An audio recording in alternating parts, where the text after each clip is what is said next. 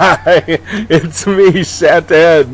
And I just wanted to touch base with you real quick and tell you what happened with me this morning. I was blessed. I was really fortunate. I was invited a few months ago to give a presentation to a local Toastmaster group here in Southern California. And today was the day. I went and did it this morning. And I'm telling you, the talk was received incredibly well. And unfortunately, it wasn't recorded. I really wish that we would have had it recorded, but we didn't.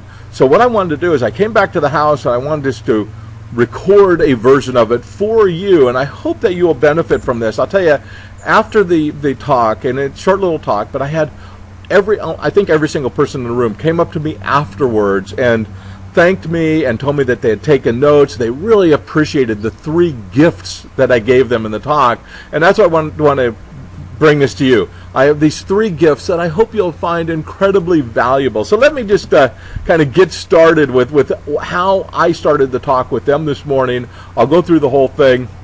If you have any questions at all, be sure to pop me an email or give me a call or make a note, whatever. I would love to talk to you about. But anyway, here's how we started. Oh, Merry Christmas. Thank you so much for asking me to join you here this morning. I am so honored. Now, y'all probably know that I don't really live in Santa's village at the North Pole, but I do live in a village up north. I actually live in Ashland, Oregon, which is nestled at the base of the Siskiyou Mountains, just north of the Oregon border. Now, Ashland is home to about 25,000 people who really love the charm and quaintness of small town life. And one of the most popular events of the year in Ashland is the Ashland Annual Festival of Lights. It's a parade and town lighting which happens the Friday after Thanksgiving. Now, the Chamber of Commerce, they estimate that between 15 and 20,000 people line the streets for the small town parade and the grand illumination of the plaza at the heart of town. I mean, really, it is so much fun. And in Ashland, in late November, it's a little nippy. I mean, it's cold up there. Often it's in the 30s or low 40s. So you can just imagine the streets are lined with people bundled up in Christmas sweaters and coats and hats and boots and gloves.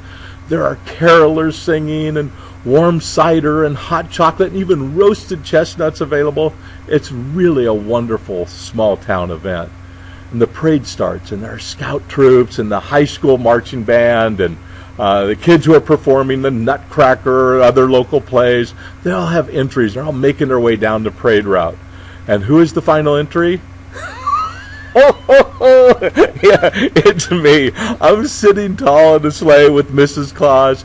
Now, the sleigh's made out of plywood, and it's done by local volunteers, so it's really fun. It's all painted red. It's put on a little flatbed trailer that's towed behind a pickup truck. So you can see there's the sleigh, there's Mrs. Claus and I. And as the sleigh makes its way down the parade route, the spectators fold in behind. You can see there are all the spectators coming down the street, and we all make our way to the plaza at Town Center.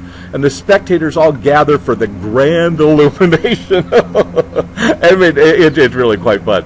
And as I dismount out of the sleigh and I make my way through the crowds, I navigate up 2 flights of stairs to the balcony of Alex's restaurant. And it overlooks the plaza. So now just imagine, stay with me here for a second. As I walk out towards the balcony, I'm handed a microphone. I step out, I look down, and below me stretches a sea of humanity. Remember, there are 15 to 20,000 people. Some are chanting, Santa, Santa, Santa. And all of these eyes are staring up at me.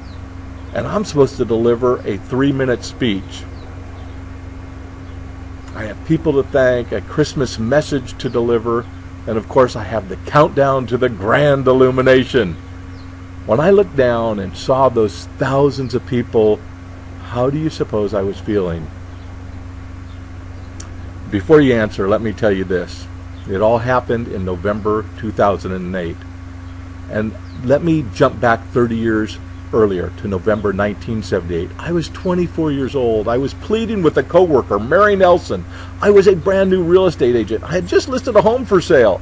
The custom at the time was for the listing agent to get up to a microphone in front of 80 to 100 fellow realtors at the weekly multiple listing breakfast and pitch their listing.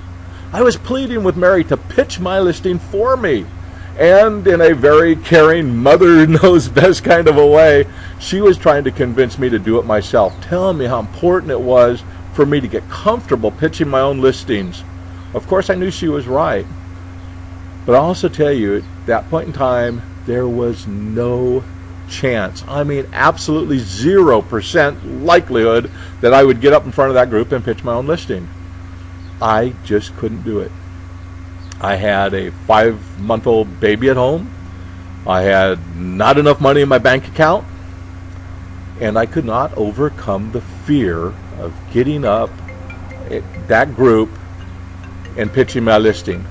Why is it that I could not get up in front of that group and talk for 90 seconds about a home I had just listed and so desperately needed to sell? While you're thinking about that, let's go back to the balcony 30 years later. How do you think I was feeling when I looked down and saw that sea of humanity from that balcony? There's the picture right there. I'll tell you how I was feeling. I had the microphone in my hand. I looked out at that crowd, and I was just exhilarated. I could not have been more excited. I had none of the paralyzing fear I had 30 years earlier with the realtors. My question is this: what is it that can move a person from experiencing sheer terror at one time in their life, and then at a later time in a similar situation, maybe even a more dramatic situation, experience sheer joy? What changed? The answer, of course, is I changed. It was me. I'm that simple. I changed. And the process of going from terrified at age 24 to exhilarated at age 54 started with Toastmasters for me in 1988. As I started learning and developing speaking skills, I began to change. I gained confidence, and I started questioning the beliefs that I had, which had been limiting me. They'd been tying me down. As I look back, I can now see that learning new skills, gaining self-confidence, and choosing empowering beliefs are 3 of the greatest gifts I've ever received in my life. And this morning, I have 3 gifts for you. These gifts, like Santa Claus, are magical. And it's true, they really are. They have the power to forever improve your life, but only if you believe. The first life-improving gift will strengthen your personal philosophy. Gift 1 is allowing your life to speak. Here's what I mean. I believe that each of us is endowed by our Creator with innate gifts and talents.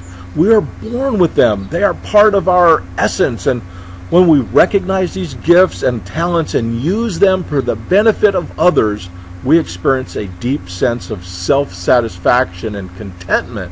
We feel our lives have meaning and purpose. Letting your life speak means you are listening to your inner self, and you are allowing that inner voice to guide your day-to-day actions. See, causing people to smile and laugh has always made me happy. Frankly, in school I lacked the confidence and the outgoingness that took for someone to run for a class office. But I was always something of a class clown. I liked to make people laugh and smile. I also noticed many years ago that I seemed to naturally gravitate to leadership positions. In fact, a quote I heard many years ago, it's kind of stuck with me ever since, said, "A leader without followers is just a person taking a walk." That's kind of true. And I didn't want my life to be that of just a person taking a walk. So for me, letting my life speak has meant being a leader and a teacher, and public speaking has helped me do that in big ways. Now, the next gift that I have will strengthen your personal psychology. Gift 2 is eliminate your limiting beliefs. Let me put it this way. How we experience our lives is determined entirely by the beliefs we filter our information through. In other words, the meaning we give to the events in our lives are entirely determined by our beliefs. If we are fearful, it is because we have adopted beliefs that have undermined our self-confidence or make us self-conscious. These beliefs limit our ability to fully realize our potential. It was my beliefs, not my lack of speaking skills, that kept me from getting up in front of that group of realtors. Even though intellectually and logically I was absolutely certain that making that 90-second pitch would be in my best interest, in my family's best interest, and I couldn't do it. So here's what I'm suggesting.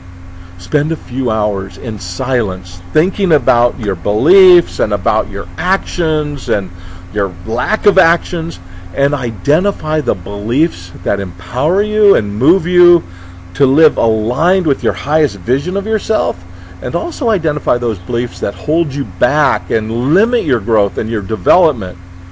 The mere identification of these limiting beliefs, that is often all that you need to start seeing these beliefs slip out of your life. You just need to identify them. And my final gift, gift 3, it's going to improve your income. You got to love that.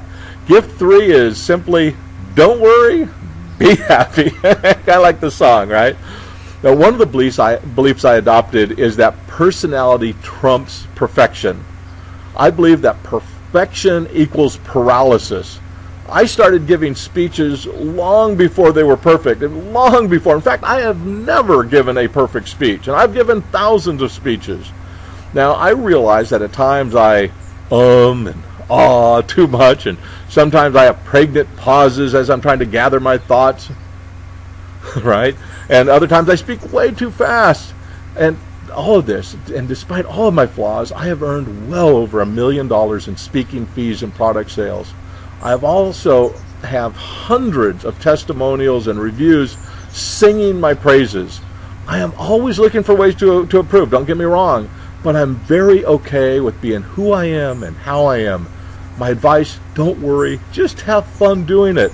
Learning new skills and adopting new beliefs has allowed me not only to be comfortable, but exhilarated standing on the balcony and looking down on that sea of humanity. Seeing those faces brighten with smiles as I began to speak, that warms my heart. And I'm telling you, I know at that point that I'm living my life. I'm letting my life speak. And I'll tell you this, I do think it's important to remember that I'm not doing this for others. We aren't doing this for others. We're doing it for ourselves. I simply want to be the best version of me as I know how to be, for me. I simply like myself better when I can be a source of joy, when I can be the trigger for positive emotions. Becoming comfortable speaking in front of groups has earned me a lot of money. But what is much more important is that public speaking has allowed me to live more congruently. By getting me in front of thousands of groups and sharing my information, I have made lives better, some much better. And that makes me feel good inside. By being a teacher and a leader, I'm letting my life speak. Now, public speaking has helped me create an outward version of myself that more closely matches my inner vision of myself. And I owe a huge debt of gratitude to Toastmasters for creating a vehicle that has allowed me to more fully live into who I'm here to be, or who I see myself as here to be. And I want to thank each and every one of you for allowing me to tell my story here today, and make me feel in some small way that maybe I've helped to make a life a little bit better. I wish you all the best, and I ask each of you to join me in helping keep the spirit of Christmas alive, the love, the consideration, and the fellowship all year long. Thank you so much. I wish you all the best. Bye-bye.